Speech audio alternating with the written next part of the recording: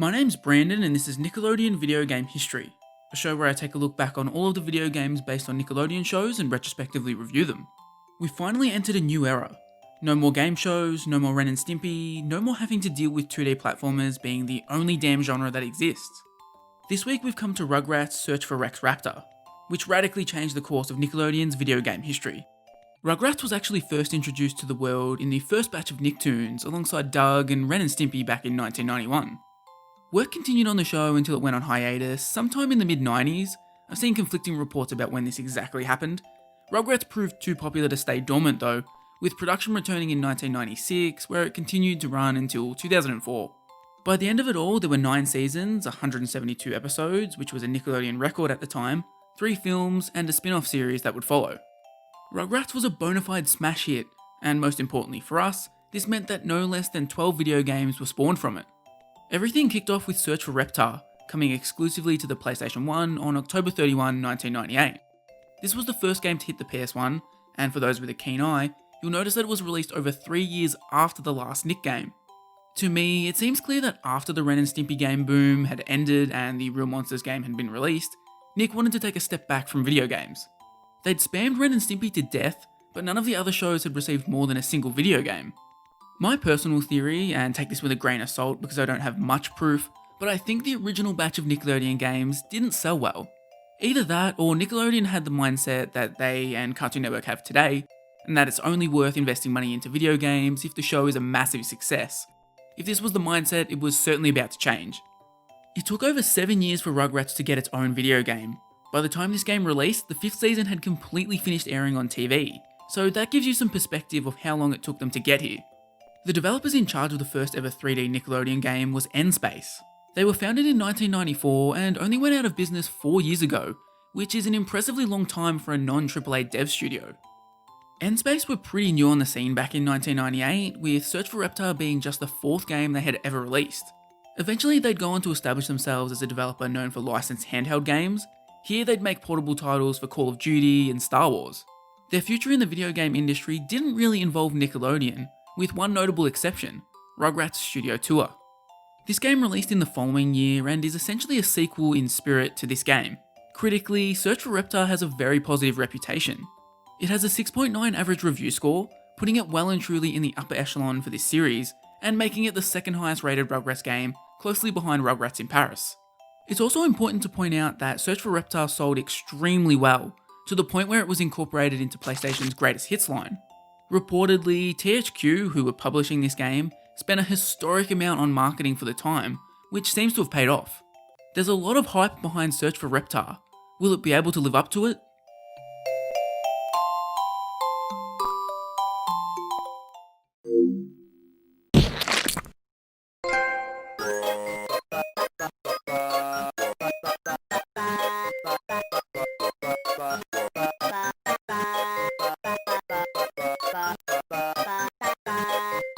Rugrats Search for Reptar is pretty straightforward. When you boot it up, you have the option of main game, activities, and training, and when you jump into the main game, you find that your objective is to locate 12 pieces of Tommy's Reptar puzzle. The first thing you'll notice when booting the game up, especially if you were playing this in 1998 or have been going through Nickelodeon's catalogue chronologically, is just how good the production is here. The first thing you see is a recreation of the show's intro done in the game's engine. Sure, it looks kinda archaic these days, but it's still pretty cool to see, and a massive leap in graphical power compared to what we've seen previously. It doesn't stop there though. Once you head into the opening cutscene, you're immediately greeted by original voice acting from the show's cast. Either a lot of the puzzle pieces are missing, or it's the easiest puzzle ever. The pieces must be all over the house. It's okay, kids. Here, have a ball. This is really the first time we've seen this executed in a serious way. Some of the previous 2D games had brief voice clips, even going as far as to promote them on the box, but these were minor, and I'm pretty sure they were always just ripped from episodes of the show. And while we've seen many licensed games do this, many of them even to this day still skimp out on it, keeping the talking to a minimum. Instead, N-Space were able to get the voice actors to record so much dialogue. Yeah, there's the cutscenes, which there actually are quite a lot of here, but it's the smaller things that really stand out.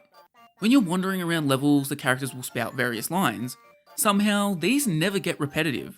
They obviously recorded a bunch of dialogue to ensure this didn't get annoying. Without a doubt, the biggest appeal of Search for Reptar in 2020 is the voice acting and humour. It's cliche, but it really feels like playing through episodes of the show. Visually, creating the Rugrats crew in 3D was always going to be a challenge. Being a Klasky Chupo show, the characters already looked all sorts of ugly, so bringing them into a completely different style is tricky. For the most part, I actually think the 3D works well for both the environments and characters. But there are some creepy looking characters. Stu in particular got the short end of the stick in my opinion. He just ends up looking like a crackhead. Search for Reptar is a great audio experience too.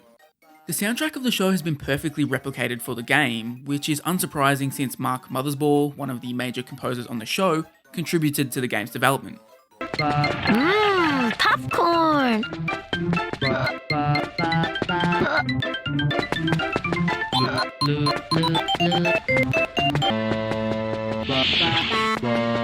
This place is stranger and friction.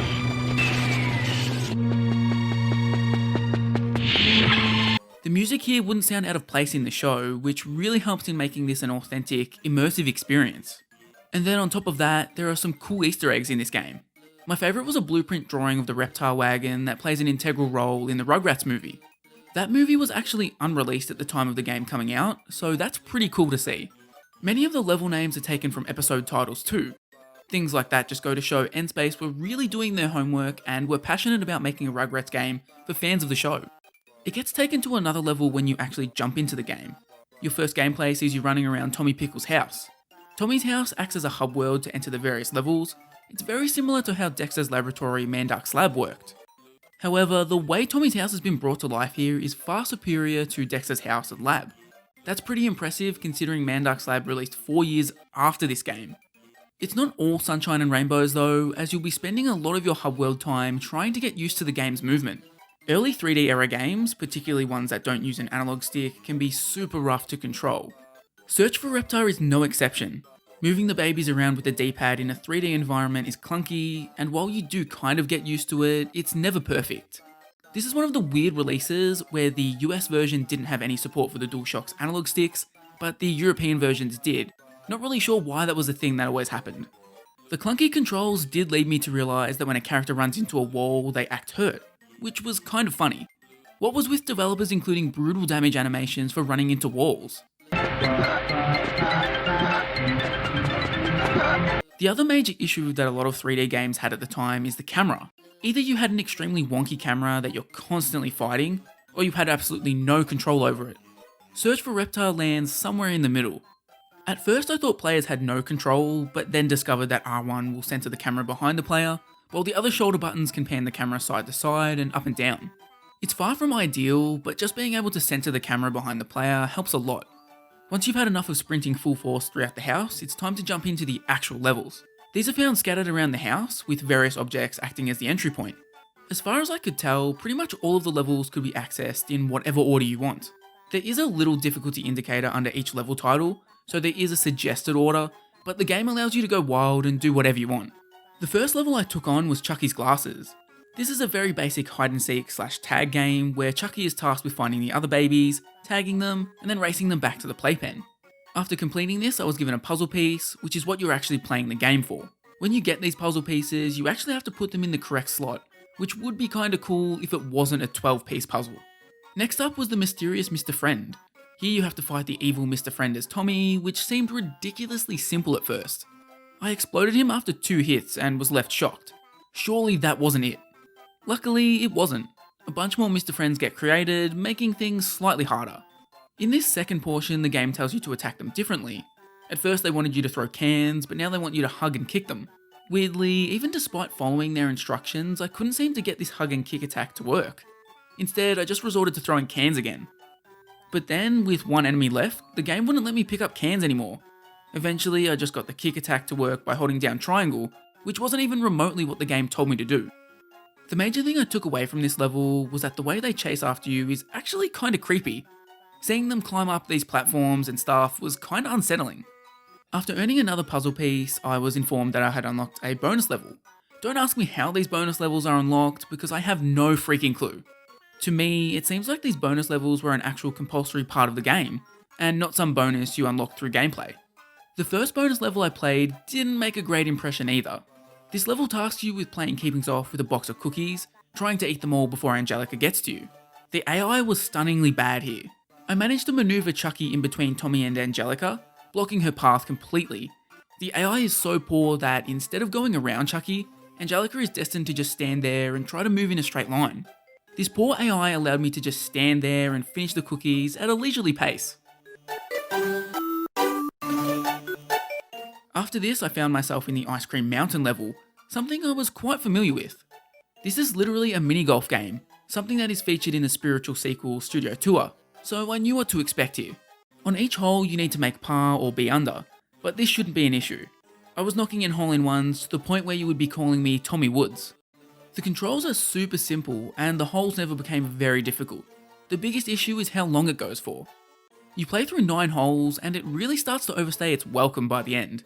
This was followed up by a second bonus level called Mirrorland.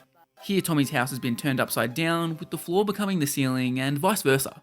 It's an interesting idea, but the gameplay just involves you running around and collecting a billion balloons, quickly becoming a tedious task. Toy Palace gets the babies out of the house again, this time trapping Tommy and Chucky in a toy store after hours. In the first part of this level, Chucky needs to navigate a maze to reunite with Tommy, while the second part has you tediously finding and stacking boxes so you can activate a giant Reptar. Are you starting to notice a pattern here? There's a lot of tedious stuff going on in Search for Reptar. Next was 7 Voyages of Cynthia, which is probably the biggest change up in gameplay so far, apart from the mini-golf section. Here you play as Spike chasing after Cynthia, who has been washed into the sewer. This is a 3D platformer / maze section, where Spike needs to navigate the sewers, avoiding enemies, and disgusting piss and shit-filled water. Platforming with this game's controls is less than ideal. I'd wager if the movement was a lot tighter and the camera was a bit better, this section would have been a whole lot of fun. We then got another bonus level called Touchdown Tommy. I was so hyped thinking we were going to get some sort of Madden style minigame. Who wouldn't want to see Phil and Lil just fucking light up Chucky with a quarterback sack? Instead, it's literally just a cookie minigame again, where you're playing keepings off. If you had to resort to repeating minigames, maybe you should have just had less bonus levels? Incident on Aisle 7 was up next and continued the platforming theme from the Spike level, albeit with you playing as Tommy. Here Grandpa has taken Tommy to the store and your goal is to track down the Reptar cereal.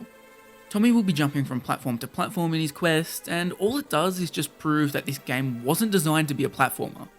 In the second half of the level you have to throw pies at Larry and Steve, the store's workers. This was a very weird change up that was over in a flash. Finally you end up in a maze dodging lobsters before having to fight a boss lobster. Fight is a very loose term though. You just have to stun it for a second and then you run off to activate a switch. Are you getting sick of the mazes yet? I hope not, because next up is Grandpa's Teeth, where, you guessed it, you have to navigate a maze. Spike has taken Grandpa's teeth and bolted, so Tommy and Chucky try to track him down. This genuinely might be the hardest section of the game. Finding your way through this maze is genuinely confusing, and these damn geese are always trying to murder you. Once you somehow figure out the correct way through, you go through a brief section where you ride Spike and chase after Chucky, who has been stolen by one of these murderous geese. Finally, you get to exact your revenge, killing the goose via hockey puck.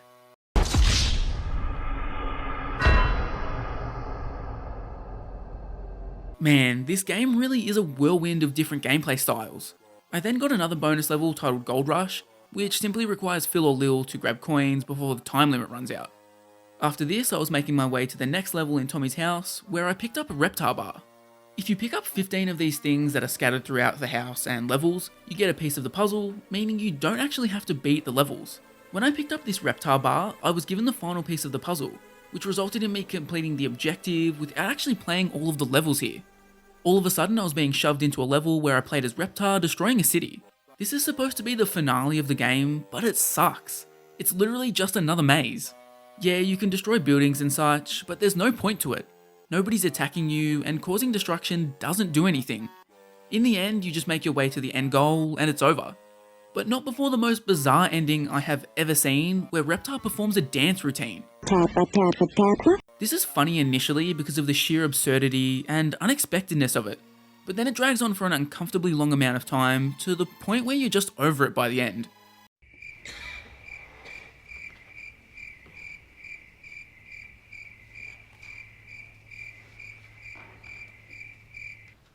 The credits then roll and you're hit with an ominous "we did it for the children" message. Momentarily, I was worried I wouldn't get to play the other levels I missed out on, but thankfully, the game dropped me back into Tommy's house, allowing me to complete the other levels. The first stop on my journey to clean up all of the levels remaining was Let There Be Light. Tommy has issues with his nightlight, so you have to go to the fridge for some reason. As you navigate your way there, spooky shadow monsters will appear, and you need to shine your flashlight at them. Once you get there, you realise you can't open it, so you need to locate Spike.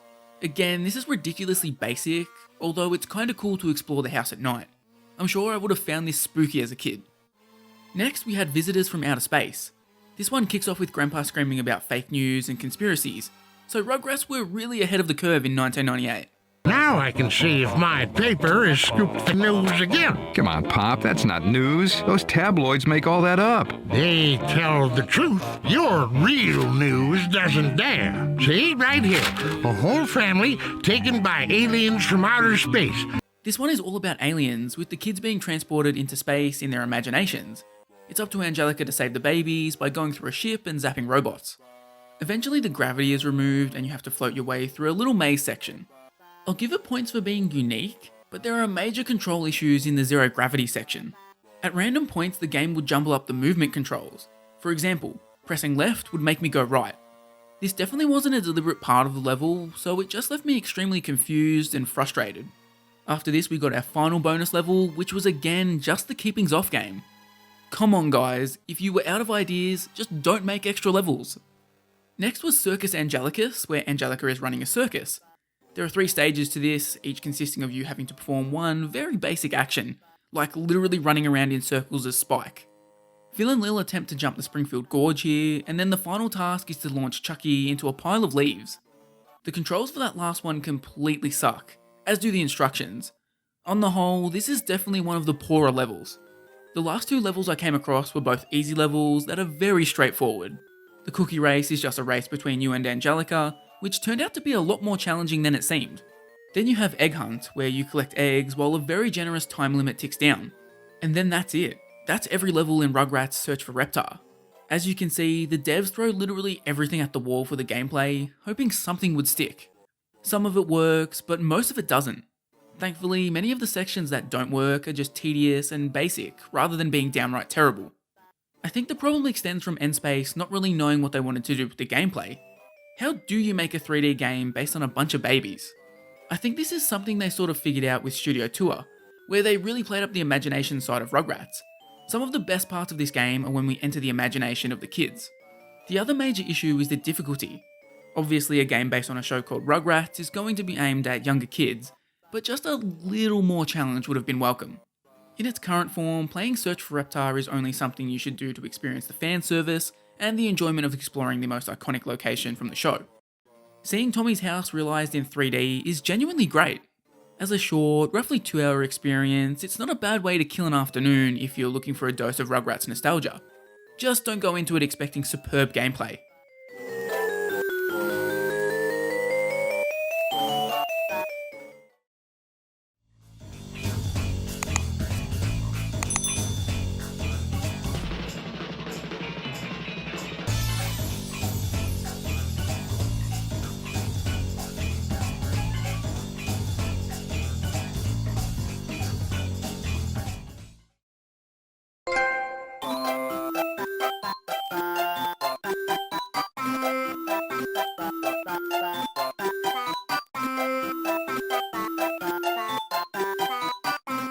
Overall, Rugrats Search for Reptar is an okay game. The best parts here, and the only reason to play it in 2020, is the presentation. As far as a Rugrats experience goes, this can't be faulted too much. Plenty of voice acting and cutscenes, solid jokes, it's got everything a fan would want. It's the gameplay that really lets this down. It's too basic, boring, and far too easy. There are brief moments where the gameplay is fun, but it's so simple that I can't even imagine small children would have too much trouble with it. Next time we'll be looking at the Rugrats movie on Game Boy Color. The next 5 reviews are of Rugrats games, which might have you ducking for cover after the Ren and Stimpy onslaught. However, they seem to have been pretty well received, and importantly, they vary the genres of gameplay a whole bunch. Make sure you're subscribed so you don't miss out as we look back on titles like Scavenger Hunt, Studio Tour, and Totally Angelica.